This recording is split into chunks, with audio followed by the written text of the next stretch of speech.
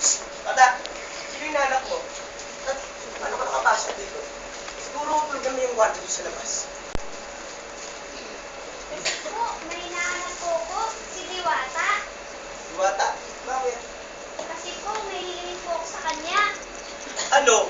Yang lumit ang ilong mo? Ano ka ba nagpapatawa? Subukan pa yung wag na magsinungaling. Grabe naman po kayo makatawa. Ganyan po ba talaga kayo? Aba, bata. Sana, kasi talagang excited ako ng bakasyon. Hindi mo, gagamit na ako. Oh, bakit? Hindi naman ako nagpasensya sa'yo ah. Ako nga pala si Efren. Ba't mo nga pala hinanap yung Diwata na yan? Eh kasi po, may hilingin po ako sa kanya. Nagawin niya na lang po ng tao, tulad niyo. Ah, ganun ba? Ako, sigurado ako wala yan dito. Kasi dito sa storya ko, ang naman ito, mga laman lupa, mga tikbalang, manananggal, mga kapre, mga swat, mga wala yan dito.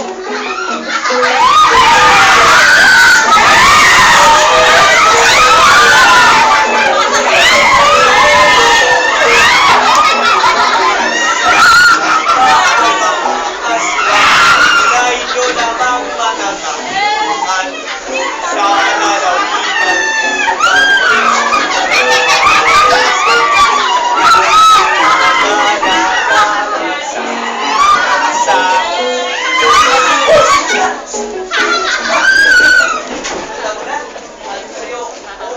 Kaya sigurado kong wala yan dito.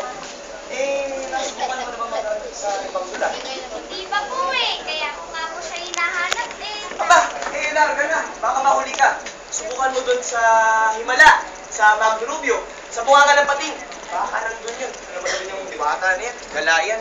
Sige po, paalam. Ay, mga bata nga naman. Hindi po ako bata. Sige, mga kahoy nga naman. Ano lang tayo natin yung Diwata na yan. Po, salamat po. Aray, bata, kahoy ka. Ay, sarap ng bakasyon.